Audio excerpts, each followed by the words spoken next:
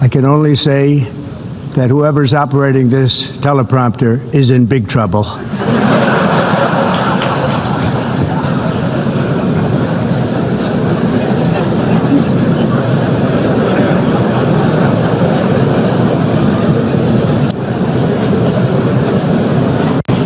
Hello, Madam First Lady.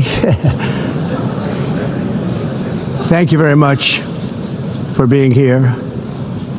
And Madam President, Mr. Secretary General, First Lady of the United States, distinguished delegates, ambassadors, and world leaders.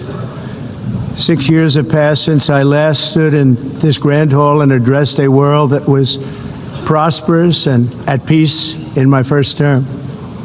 Since that day, the guns of war have shattered the peace I forged on 2 continents. An era of calm and stability gave way to one of the great crises of our time. And here in the United States, 4 years of weakness, lawlessness, and radicalism under the last administration delivered our nation into a repeated set of disasters. 1 year ago, our country was in deep trouble, but today, just 8 months into my administration, we are the hottest country anywhere in the world, and there is no other country even close. America is blessed with the strongest economy, the strongest borders, the strongest military, the strongest friendships, and the strongest spirit of any nation on the face of the earth. This is indeed the golden age of America. We are rapidly reversing the economic calamity we inherited from the previous administration, including ruinous price increases and record-setting inflation like we've never had before. Under my leadership, energy costs are down, gasoline prices are down, grocery prices are down, mortgage rates are down, and inflation has been defeated. The only thing that's up is the stock market, which just hit a record high. In fact, it hit a record high 48 times in the last short period of time. Growth is surging, manufacturing is booming. The stock market, as I said, is doing better than it's ever done. And all of you in this room benefit by that, almost everybody. And importantly, workers' wages are rising at the fastest pace in more than 60 years. And that's what it's all about, isn't it? In 4 years of President Biden, we had less than $1 trillion of new investment into the United States. In just 8 months since I took office, we have secured commitments and money already paid for $17 trillion. Think of it, 4 years, less than $1 trillion, 8 months, much more than $17 trillion is being invested in the United States, and it's now pouring in from all parts of the world. We've implemented the largest tax cuts in American history and the largest regulation cuts in American history, making this once and again the best country on earth to do business. And many of the people in this room are investing in America, and it's turned out to be an awfully good investment during this 8-month period. In my first term, I built the greatest economy in the history of the world. We had the best economy ever, history of the world. And I'm doing the same thing again, but this time it's actually much bigger and even better. The numbers far surpass my record-setting first term. On our southern border, we have successfully repelled a colossal invasion.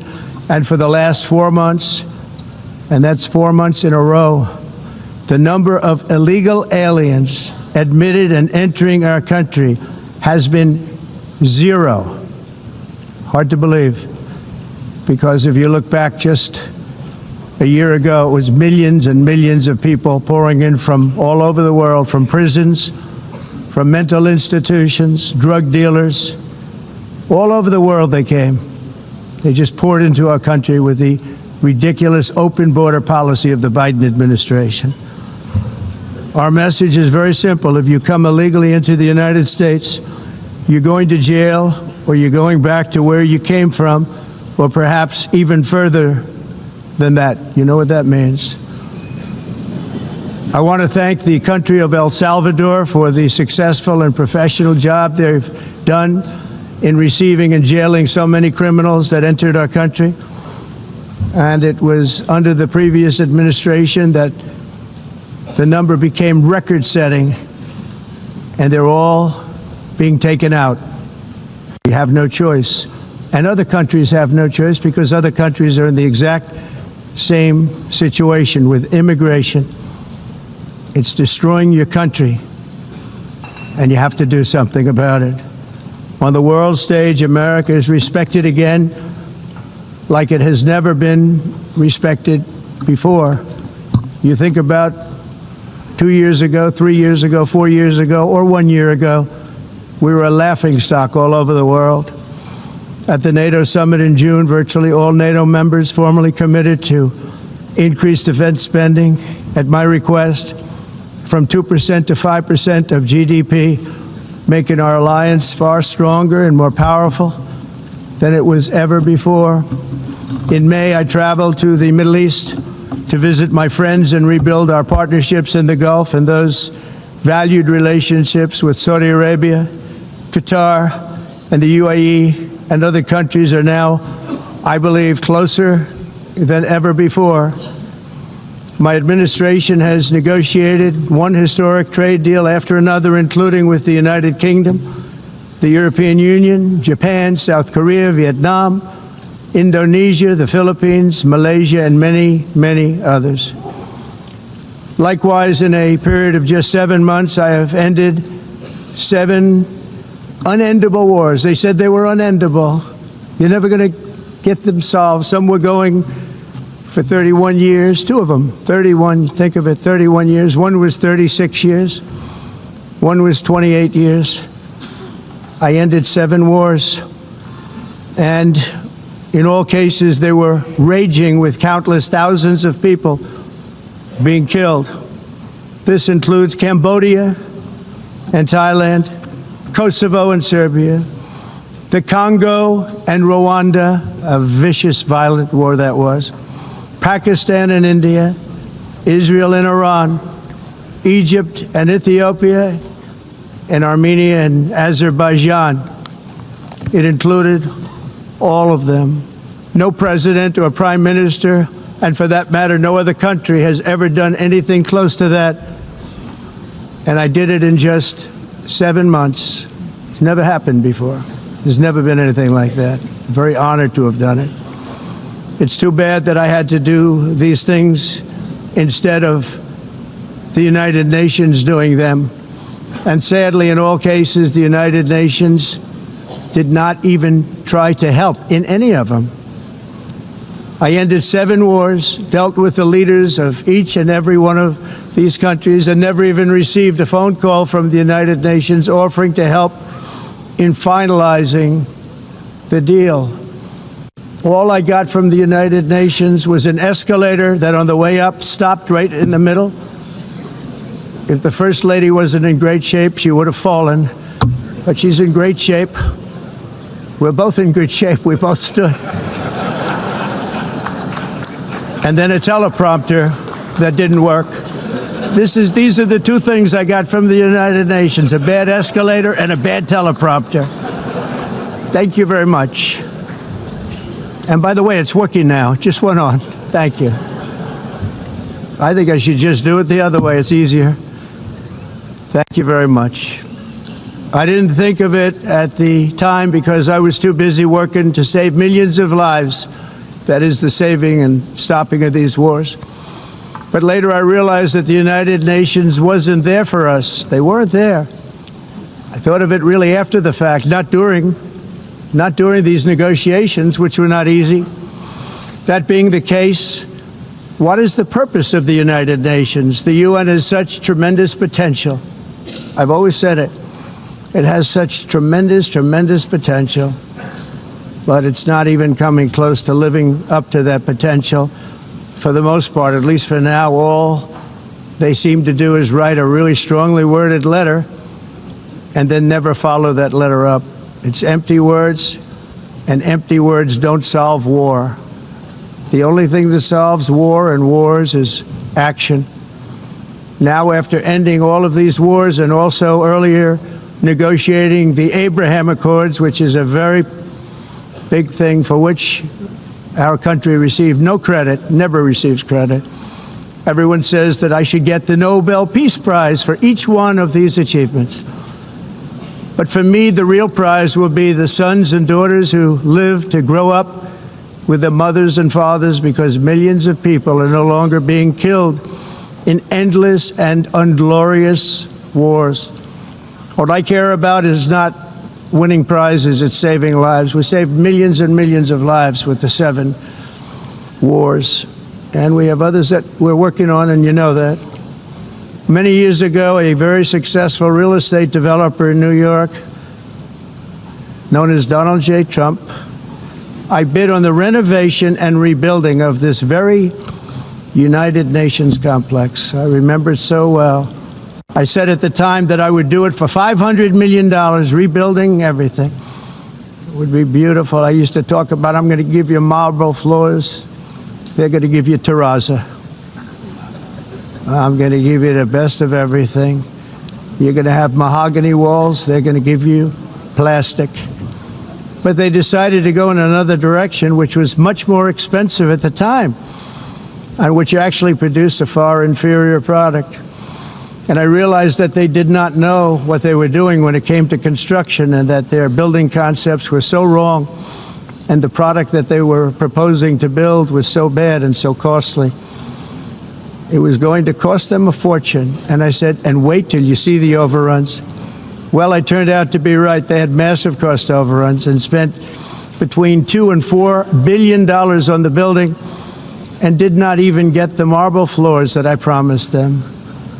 You walk on terrazzo. Do you notice that? As far as I'm concerned, frankly, looking at the building and getting stuck on the escalator, they still haven't finished the job.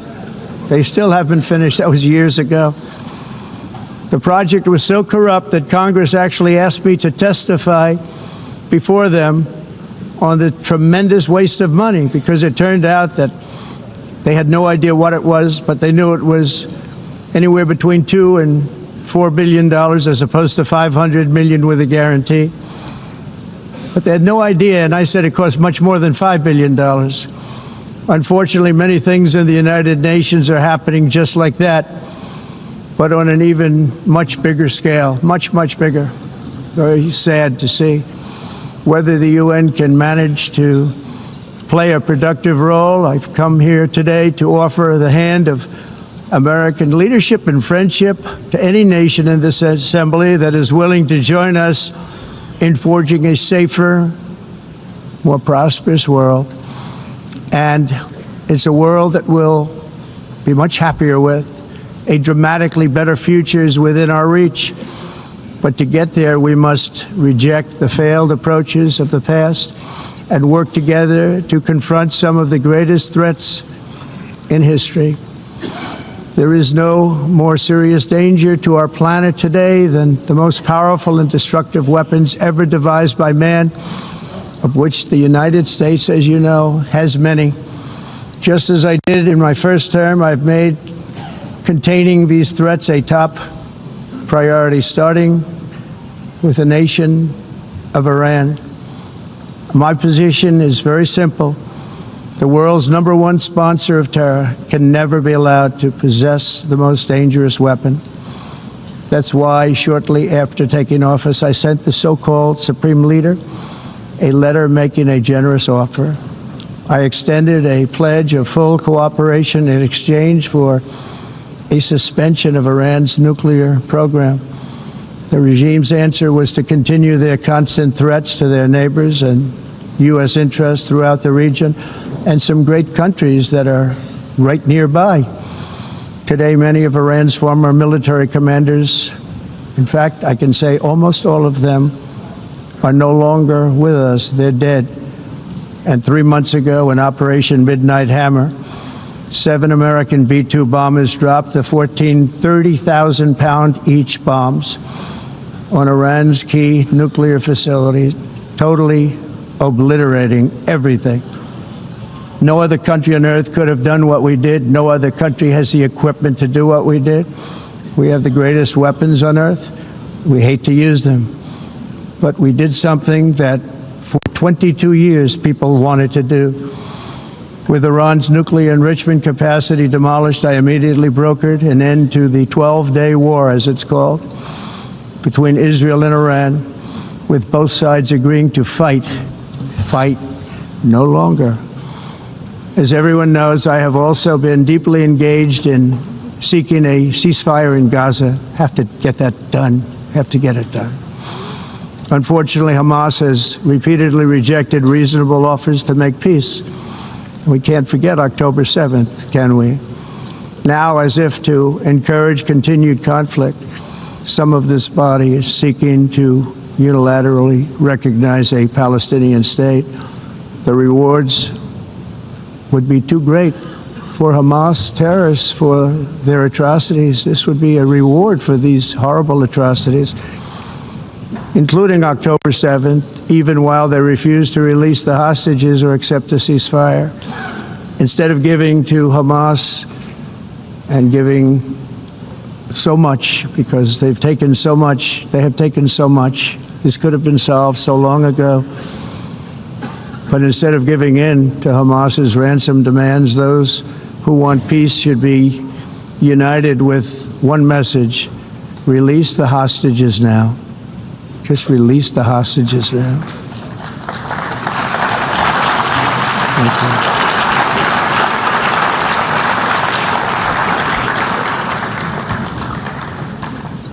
Thank you. Thank you. As we have got to come together, and we will come together, got to get it done. We have to stop the war in Gaza immediately. We have to stop it. We have to get it done. We have to negotiate, immediately have to negotiate peace. We got to get the hostages back. We want all 20 back. We don't want 2 and 4. As you know, I got, along with Steve Witkoff and others that helped us, Marco Rubio, we got most of them back. We were involved in all of them. But I always said the last 20 are going to be the hardest, and that's exactly what happened. We have to get them back now. We don't want to get back 2, and then another 2, and then 1, and then 3. Have this process. No, we want them all back, and we want the actually 38 dead bodies back too. Those parents came to me and they want them back, and they want them back very quickly and very badly. As though they were alive, they want them. They want them every bit as much as if their son or daughter were alive. I've also been working relentlessly, stopping the killing in Ukraine. I thought that would be, of the 7 wars that I stopped, I thought that would be the easiest because of my relationship with President Putin, which had always been a good one. I thought that was going to be the easiest one. But you know, in war, you never know what's going to happen. There are always lots of surprises, both good and bad. Everyone thought Russia would win this war in 3 days, but it didn't work out that way. It was supposed to be just a quick little skirmish. It's not making Russia look good. It's making them look bad. No matter what happens from here on out, this was something that should have taken a matter of days, certainly less than a week. And they've been fighting for 3.5 years and killing anywhere from 5,000 to 7,000 young soldiers, mostly soldiers, on both sides, every single week, from 5,000 to 7,000 dead young people, and some in cities, much smaller numbers, where rockets are shot, where drones are dropped. This war would never have started if I were president. This was a war that should have never happened. It shows you what leadership is, what bad leadership can do to a country. Look what happened to the United States, and look where we are right now in just a short period of time. The only question now is how many more lives will be needlessly lost on both sides. China and India are the primary funders of the ongoing war by continuing to purchase Russian oil. But inexcusably, even NATO countries have not cut off much Russian energy and Russian energy products, which, as you know, I found out about 2 weeks ago, and I wasn't happy. Think of it. They're funding the war. against themselves. Who the hell ever heard of that one? In the event that Russia is not ready to make a deal to end the war, then the United States is fully prepared to impose a very strong round of powerful tariffs, which would stop the bloodshed, I believe, very quickly. But for those tariffs to be effective, European nations, all of you are gathered here right now, would have to join us in adopting the exact same measures. I mean, you're much closer to this. We have an ocean in between. You're right there. And Europe has to step it up. They can't be doing what they're doing. They're buying oil and gas from Russia while they're fighting Russia. It's embarrassing to them, and it was very embarrassing to them when I found out about it, I can tell you that. They have to immediately cease all energy purchases from Russia. Otherwise, we're all wasting a lot of time. So I'm ready to discuss this. We're going to discuss it today with the European nations, all gathered here. I'm sure they're thrilled to hear me speak about it, but that's the way it is. I like to speak my mind and speak the truth. As we seek to reduce the threat of dangerous weapons today, I'm also calling on every nation to join us in ending the development of biological weapons once and for all. And biological is terrible, and nuclear is even beyond, and we include nuclear in that. We want to have a cessation of the development of nuclear weapons. We know, and I get to view it all the time. Sir, would you like to see? And I look at weapons that are so powerful that we just can't ever use them. If we ever use them, the world literally might come to an end. There would be no United Nations to be talking about. There would be no nothing. Just a few years ago, reckless experiments overseas gave us a devastating global pandemic. Yet despite that worldwide catastrophe, many countries are continuing extremely risky research into bioweapons and man-made pathogens. This is unbelievably dangerous. To prevent potential disasters, I'm announcing today that my administration will lead an international effort to enforce biological weapons convention, which is going to be meeting with the top leaders of the world by pioneering an AI verification system that everyone can trust. Hopefully the UN can play a constructive role, and it will also be one of the early projects under AI. Let's see how good it is, because a lot of people are saying it could be one of the great things ever, but it also can be dangerous, but it can be put to tremendous use and tremendous good, and this would be an example of that. Not only is the UN not solving the problems it should, too often, it's actually creating new problems for us to solve. The best example is the number one political issue of our time, the crisis of uncontrolled migration. It's uncontrolled. Your countries are being ruined. The United Nations is funding an assault on Western countries and their borders. In 2024, the UN budgeted $372 million in cash assistance to support an estimated 624,000 migrants journeying into the United States. Think of that. The UN is supporting people that are illegally coming into the United States, and then we have to get them out. The UN also provided food, shelter, transportation, and debit cards to illegal aliens. Can you believe that? On the way to infiltrate our southern border. Millions of people came through that southern border. Just a year ago, millions and millions of people were pouring in, 25 million altogether over the 4 years of the incompetent Biden administration. And now we have it stopped, totally stopped. In fact, they're not even coming anymore because they know they can't get through. But what took place is totally unacceptable. The UN is supposed to stop invasions, not create them and not finance them. In the United States, we reject the idea that mass numbers of people from foreign lands can be permitted to travel halfway around the world, trample our borders, violate our sovereignty, cause unmitigated crime, and deplete our social safety net. We have reasserted that America belongs to the American people, and I encourage all countries to take their own stand in defense of their citizens as well. You have to do that because I see it. I'm not mentioning names. I see it, and I can call every single one of them out. You're destroying your countries. They're being destroyed. Europe is in serious trouble.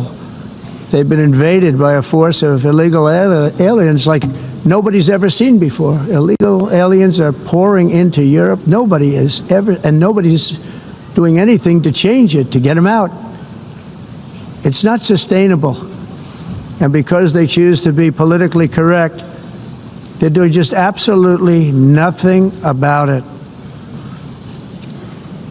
And I have to say, I look at London, where you have a terrible mayor, terrible, terrible mayor, and it's been so changed, so changed.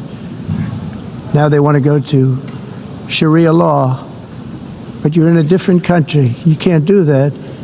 Both the immigration and their suicidal energy ideas will be the death of Western Europe if something is not done immediately. This cannot be sustained. What makes the world so beautiful is that each country is unique. But to stay this way, every sovereign nation must have the right to control their own borders. You have the right to control your borders, as we do now, and to limit the sheer numbers of migrants entering their countries and paid for by the people of that nation that were there and that built that particular nation at the time. They put their blood, sweat, tears, money into that country, and now they're being ruined. Proud nations must be allowed to protect their communities and prevent their societies from being overwhelmed by people they have never seen before, with different customs, religions, with different everything. Where migrants have violated laws, lodged false asylum claims, or claimed refugee status for illegitimate reasons, they should, in many cases, be immediately sent home. And while we will always have a big heart for places and people that are struggling and truly compassionate, answers will be given. We have to solve the problem, and we have to solve it in their countries, not create new problems in our countries. And we are very helpful to a lot of countries that are just not able to send their people anymore. They used to send them to us in caravans of 25,000, 30,000 people each. These massive caravans of people pouring into our country, totally unchecked and unvetted. But not anymore. According to the Council of Europe, in 2024, almost 50% of inmates in German prisons were foreign nationals or migrants. In Austria, the number was 53% of the people in prisons were from places that weren't from where they are now. In Greece, the number was 54%, and in Switzerland, beautiful Switzerland, 72% of the people in prisons are from outside of Switzerland. When your prisons are filled with so-called asylum seekers who repaid kindness, and that's what they did, they repaid kindness with crime, it's time to end the failed experiment of open borders. You have to end it now. Let's see, I can tell you, I'm really good at this stuff. Your countries are going to hell. In America, we've taken bold action to swiftly shut down uncontrolled migration. Once we started detaining and deporting everyone who crossed the border and removing illegal aliens from the United States, they simply stopped coming. They're not coming anymore. We're getting a lot of credit, but they're not coming anymore. This was a humanitarian act for all involved, because on the trips up, thousands of people a week were dying. Women were being raped. Nobody's ever seen anything like it. Raped, horribly beaten, raped. On the trip up, the journey up, it was a long walk. It was a long, arduous journey, indeed. And it was also a historic victory against human trafficking throughout the region. What we did was a victory, and we saved so many lives of people that wouldn't make the journey. That journey was loaded up with death. Loaded up with death. Dead bodies all along the roads of jungles. To get up, they go through jungles, they go through areas so hot you couldn't breathe. They were dying of suffocation. Areas so hot that you couldn't breathe. Dead bodies all over. By them not coming, we're saving tremendous numbers of lives. My people have done a fantastic job in doing what they did, and the American public agrees with it. I mean, I was very proud to see this morning I have the highest poll numbers I've ever had. Part of it is because of what we've done on the border. I guess the other part is what we've done on the economy. Joe Biden's policies empowered murderous gangs, human smugglers, child traffickers, drug cartels, and prisoners from all over the world. The previous administration also lost nearly 300,000 children. Think of that. They lost more than 300,000 children, little children, who were trafficked into the United States on the Biden watch, many of whom have been raped, exploited, and abused, and sold. Sold. Nobody talks about that. The fake news doesn't write about it. With many others, young children who are missing or dead. And we found a lot of these children, and we're sending them back, and we've been sending them back to their parents. They said, nobody knows who they are. They said, where do you come from? And they'll give us a country, and we'll find out, and we'll figure it out, and we'll bring them back to their homes. And the mother and father rush to the door, and their tears in their eyes. They can't believe that they're seeing their son or daughter, their little son or daughter again. We've done almost 30,000 of them so far. Any system that results in the mass trafficking of children is inherently evil. Yet that is exactly what the globalist migration agenda has done, and it's what it's all about. In America, those days, as you know, are over. The Trump administration is working, and we are continuing to work to track down the villains that are causing this problem, and also, as I said, to get back the 30,000 we've already returned. Now I think we're going to have another. We're going to find a lot. You're not going to find all of them. 300, more than 300,000. They're lost or they're dead. They're lost or they're dead because of the animals that did this. To protect our citizens, I've also designated multiple savage drug cartels as far as and you see this, and you see it happening right before your eyes. Let's put it this way. People don't like taking big loads of drugs in boats anymore. There aren't too many boats that are traveling on the seas by Venezuela. They tend not to want to travel very quickly anymore. And we virtually stopped drugs coming into our country by sea. We call them the water drugs. They kill hundreds of thousands of people. I've also designated multiple savage drug cartels as far as foreign terrorist organizations, along with two bloodthirsty transnational gangs, probably the worst gangs anywhere in the world, MS-13 and Tren de Aragua. Tren de Aragua is from Venezuela, by the way. Such organizations torture, maim, mutilate, and murder with impunity. They're the enemies of all humanity. And for this reason, we've recently begun using the supreme power of the United States military to destroy Venezuela terrorists and trafficking networks led by Nicolas Maduro.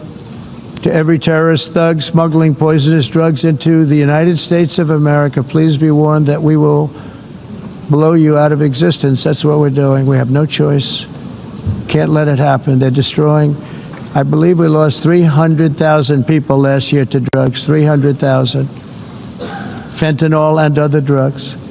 Each boat that we sink carries drugs that would kill more than 25,000 Americans. We will not let that happen. Energy is another area where the United States is now thriving like never before. We're getting rid of the falsely named renewables. By the way, they're a joke. They don't work. They're too expensive. They're not strong enough to fire up the plants that you need to make your country great. The wind doesn't blow. Those big windmills are so pathetic and so bad, so expensive to operate. And they have to be rebuilt all the time, and they start to rust and rot. Most expensive energy ever conceived, and it's actually energy. You're supposed to make money with energy, not lose money. You lose money, the governments have to subsidize. You can't put them out without massive subsidies. And most of them are built in China, and I give China a lot of credit. They build them, but they have very few wind farms. So why is it that they build them and they send them all over the world, but they barely use them? You know what they use? Coal. They use gas. They use almost anything, but they don't like wind. But they sure as hell like selling the windmills. Europe, on the other hand, has a long way to go, with many countries being on the brink of destruction because of the green energy agenda. And I give a lot of credit to Germany. Germany was being led down a very sick path, both on immigration, by the way, and on energy. They were going green, and they were going bankrupt. And the new leadership came in, and they went back to where they were, with fossil fuel and with nuclear, which is good. It's now safe, and you can do it properly. But they went back to where they were, and they opened up a lot of different plants, energy-producing plants, and they're doing well. I give Germany a lot of credit for that. They've said this is a disaster, what's happening. They were going all green. All green is all bankrupt. That's what it represents. And it's not politically correct. I'll be very badly criticized for saying it, but I'm here to tell the truth. I don't care. It doesn't matter to me. I'm in New York City. I'm feeling a lot safer. Crime, we're getting crime down. And by the way, speaking of crime, Washington, D.C. Washington, D.C. was the crime capital of America. Now it's after 12 days, it's a totally safe city. Everyone's going out to dinner. They're going out to restaurants. Your wife can walk down the middle of the street with or without you. Nothing's going to happen. My people have done a fantastic job. And yes, I called in the National Guard, and the National Guard took care of business. And they weren't politically correct, but they took care of business. We got 1,700 career criminals out, brought them back to where they came from, the countries where they came from, or put them in jails. Washington, D.C. is now a totally safe city again, and I welcome you to come. In fact, we'll have dinner together at a local restaurant, and we'll be able to walk. We don't have to go by an armor-plated vehicle. We'll walk right over there from the White House. They've given up their powerful edge, a lot of the countries that we're talking about, in oil and gas, such as essentially closing the great North Sea oil. Oh, the North Sea, I know it so well. Aberdeen was the oil capital of Europe, and there's tremendous oil that hasn't been found in the North Sea. Tremendous oil. And I was with the Prime Minister I respect and like a lot, and I said, you're sitting with the greatest asset. They essentially closed it by making it so highly taxed that no developer, no oil company can go there. They have tremendous oil left, and more importantly, they have tremendous oil that hasn't even been found yet. And what a tremendous asset for the United Kingdom. And I hope the Prime Minister is listening, because I told it to him 3 days in a row. That's all he heard. North Sea oil, North Sea, because I want to see them do well. I want to stop seeing them ruining that beautiful Scottish and English countryside with windmills and massive solar panels that go 7 miles by 7 miles, taking away farmland. But we're not letting this happen in America. In 1982, the executive director of the United Nations Environmental Program predicted that by the year 2000, climate change would cause a global catastrophe. He said that it will be irreversible, as any nuclear holocaust would be. This is what they said at the United Nations. What happened? Here we are. Another UN official stated in 1989 that within a decade, entire nations could be wiped off the map by global warming. Not happening. You know, it used to be global cooling. If you look back years ago in the 1920s and the 1930s, they said, global cooling will kill the world. We have to do something. Then they said global warming will kill the world, but then it started getting cooler, so now they could just call it climate change, because that way they can't miss. It's climate change, because if it goes higher or lower, whatever the hell happens, there's climate change. It's the greatest con job ever perpetrated on the world, in my opinion. Climate change, no matter what happens, you're involved in that. No more global warming, no more global cooling. All of these predictions made by the United Nations and many others, often for bad reasons, were wrong.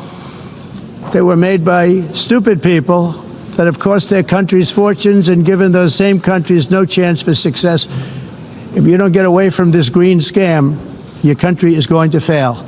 And I'm really good at predicting things, you know. They actually said during the campaign they had a hat, the best-selling hat. Trump was right about everything. And I don't say that in a braggadocious way, but it's true. I've been right about everything. And I'm telling you that if you don't get away from the green energy scam, your country is going to fail. And if you don't stop people that you've never seen before, that you have nothing in common with, your country is going to fail. I'm the President of the United States, but I worry about Europe. I love Europe. I love the people of Europe. And I hate to see it being devastated by energy and immigration. This double-tailed monster destroys everything in its wake, and they cannot let that happen any longer. You're doing it because you want to be nice. You want to be politically correct, and you're destroying your heritage. They must take control strongly and immediately of the unmitigated immigration disaster and the fake energy catastrophe before it's too late. The carbon footprint is a hoax made up by people with evil intentions, and they're heading down a path of total destruction. You know, the carbon footprint was a big, big thing a few years ago. I remember hearing about the carbon footprint, and then President Obama would get into Air Force One, a massive Boeing 747, and not a new one, an old one with old engines that spew everything into the atmosphere. He'd talk about the carbon footprint, we must do so. Then he'd get in and he'd fly from Washington to Hawaii to play a round of golf. And then he'd get back onto that big, beautiful plane and he'd fly back and he'd talk about, again, global warming and the carbon footprint. It's a con job. At extreme cost and expense, Europe reduced its own carbon footprint by 37%. Think of that. Congratulations, Europe. Great job. You cost yourself a lot of jobs, a lot of factories closed, but you reduced the carbon footprint by 37%. However, for all of that sacrifice and much more, it's been totally wiped out and then some by a global increase of 54%. Much of it coming from China and other countries that are thriving around China, which now produces more CO2 than all the other developed nations in the world. So all of these countries are working so hard on the carbon footprint, which is nonsense, by the way. It's nonsense. You know, it's interesting. In the United States, we have still radicalized environmentalists, and they want the factories to stop. Everything should stop. No more cows. We don't want cows anymore. I guess they want to kill all the cows. They want to do things that are just unbelievable, and you have it too. But you know, we have a border, strong, and we have a shape, and that shape doesn't just go straight up. That shape is amorphous when it comes to the atmosphere. And if we had the most clean air, and I think we do, we have very clean air. We have the cleanest air we've had in many, many years. But the problem is that other countries, like China, which has air that's a little bit rough, it blows. And no matter what you're doing down here, the air up here tends to get very dirty because it comes in from other countries where their air isn't so clean. And the environmentalists refuse to acknowledge that. Same thing with garbage. In Asia, they dump much of their garbage right into the ocean. And over about a 1 week and 2 week journey, it flows right past Los Angeles. You've seen it. Massive amounts of garbage, almost too much to do anything about, flowing past Los Angeles, past San Francisco, and then somebody will get in trouble because he dropped a cigarette on the beach. The whole thing is crazy. The primary effect of these brutal green energy policies has not been to help the environment, but to redistribute manufacturing and industrial activity from developed countries that follow the insane rules that are put down to polluting countries that break the rules and are making a fortune. They're making a fortune. European electricity bills are now 4 to 5 times more expensive than those in China, and 2 to 3 times higher than the United States. And our bills are coming way down. You probably see that our gasoline prices are way down. You know, we have an expression, drill, baby, drill, and that's what we're doing. We're going to be much lower in a year from now. But they've come way down over the last year. As a result, every air conditioner is like very uncommon to see one in some of these countries because the electric costs are so high. So while the U.S. has approximately 1,300 heat-related deaths annually, that's a lot, Europe loses more than 175,000 people to heat deaths each year because the costs are so expensive you can't turn on an air conditioner. What is that all about? That's not Europe. That's not the Europe that I love and know. All in the name of pretending to stop the global warming hoax. The entire globalist concept of asking successful industrialized nations to inflict pain on themselves and radically disrupt their entire societies must be rejected completely and totally, and it must be immediate. That's why in America I withdrew from the fake Paris Climate Accord, where, by the way, America was paying so much more than every country. Others weren't paying. China didn't have to pay until 2030. Russia was given an old standard that was easy to meet, a 1990 standard. For the United States, we're supposed to pay like $1 trillion. And I said, this is another scam. The fact is, the United States has been taken advantage of by the world for many, many years, but not any longer, as you probably noticed. I unleashed massive energy production and signed historic executive orders to hunt for oil, but we don't have to do much hunting because we have the most oil of any nation anywhere, oil and gas in the world. And if you add coal, we have the most of any nation in the world. Clean, I call it clean, beautiful coal. You can do things today with coal that you couldn't have done 10 years ago, 15 years. So I have a little standing order in the White House. Never use the word coal, only use the words clean, beautiful coal. Sounds much better, doesn't it? But we stand ready to provide any country with abundant, affordable energy supplies if you need them, when most of you do. We're proudly exporting energy all over the world. We're now the largest exporter. In the United States, we want trade and robust commerce with all nations, everybody. We want to help nations. We're going to help nations. But it must also be fair and reciprocal. The challenge with trade is much the same with climate. The countries that followed the rules, and all their factories have been plundered. It's really sad to watch. They've been broken. They've been broken by countries that broke the rules.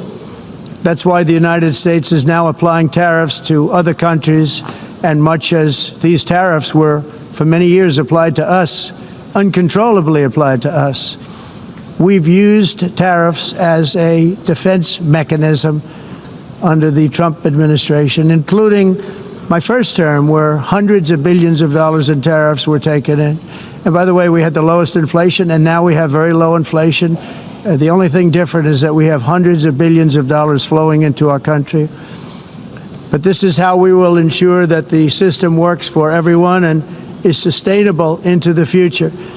We're also using tariffs to defend our sovereignty and security throughout the world, including against nations that have taken advantage of former U.S. administrations for decades, including the most corrupt, incompetent administration in history, the sleepy Joe Biden administration. Brazil now faces major tariffs in response to its unprecedented efforts to interfere in the rights and freedoms of our American citizens and others, with censorship, repression, weaponization, judicial corruption, and targeting of political critics in the United States. I have a little problem saying this because I must tell you, I was walking in and the leader of Brazil was walking out. We saw him and I saw him, he saw me, and we embraced. And then I'm saying, can you believe I'm going to be saying this in just 2 minutes? But we actually agreed that we would meet next week We didn't have much time to talk, like about 20 seconds. They were in retrospect, I'm glad I waited because this thing didn't work out too well. But we did talk. We had a good talk, and we agreed to meet next week, if that's of interest. But he seemed like a very nice man, actually. He liked me, I liked him. But if you, and I only do business with people I like. When I don't like them, I don't like them. But we had, at least for about 39 seconds, we had excellent chemistry. It's a good sign. But also in the past, Brazil, can you believe this, unfairly tariffed our nation, but now because of our tariffs, we are hitting them back, and we're hitting them back very hard. As president, I will always defend our national sovereignty and the rights of American citizens. So I'm very sorry to say this, that Brazil is doing poorly and will continue to do poorly. They can only do well when they're working with us. Without us, they will fail, just as others have failed. It's true. Next year, the United States will celebrate the 250th anniversary of our glorious independence, a testament to enduring power and American freedom and spirit. We will also be proudly hosting the 2026 FIFA World Cup, and shortly thereafter, the 2028 Olympics, which is going to be very exciting. I hope you all come. I hope that countless people from all over the globe will take part of these will be great celebrations of liberty and human achievement, and that together we all can rejoice in the miracles of history that began in July 4th, 1776, when we founded the light to all nations. And it's something really that an amazing thing came out of that date. It's called the United States of America. In honor of this momentous anniversary, I hope that all countries who find inspiration in our example will join us in renewing our commitment, values, and those values really that we hold so dear. Together, let us defend free speech and free expression. Let us protect religious liberty, including for the most persecuted religion on the planet today. It's called Christianity. And let us safeguard our sovereignty and cherish qualities that have made each of our nations so special, incredible, and extraordinary. In closing, I just want to repeat that immigration and the high cost of so-called green renewable energy is destroying a large part of the free world and a large part of our planet. Countries that cherish freedom are fading fast because of their policies on these two subjects. You need strong borders and traditional energy sources if you are going to be great again. Whether you have come from north or south, east or west, near or far, every leader in this beautiful hall today represents a rich culture, a noble history, and a proud heritage that makes each nation majestic and unique, unlike anything else in human history or any other place on the face of the earth. From London to Lima, from Rome to Athens, from Paris to Seoul, from Cairo to Tokyo and Amsterdam to right here in New York City, we stand on the shoulders of the leaders and legends, generals and giants, heroes and titans who won and built our beloved nations, all of our nations, with their own courage, strength, spirit, and skill. Our ancestors climbed mountains, conquered oceans, crossed deserts, and trekked over wide open plains. They charged into thunderous battles, plunged into grave dangers, and they were soldiers and farmers and workers and warriors and explorers and patriots. They built towns into cities, tribes into kingdoms, ideas into industries, and small islands into mighty empires. You're a part of all of that. They were champions for their people who never gave up and who never, ever gave in. Their values defined our national identities. Their visions forged our magnificent destiny. Everybody in this room is a part of it in your own way. Each of us inherits the deeds and the myths, the triumphs, the legacies of our own heroes and founders who so bravely showed us the way.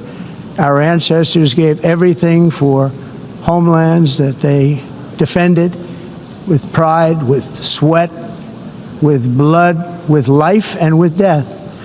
Now the righteous task of protecting the nations that they built belongs to each and every one of us. So together let us uphold our sacred duty to our people and to our citizens. Let us protect their borders, ensure their safety, preserve their cultures, treasure, and traditions, and fight for their precious dreams and their cherished freedoms. And in friendship and really a beautiful vision, let us all work together to build a bright, beautiful planet, a planet that we all share, a planet of peace and a world that is richer, better, and more beautiful than ever before. That can happen. It will happen. It will happen, and I hope it can happen and start right now, right at this moment. We'll turn it around. We're going to make our countries better, safer, more beautiful. We're going to take care of our people. Thank you very much. It's been an honor. God bless the nations of the world. Thank you very much. Bye.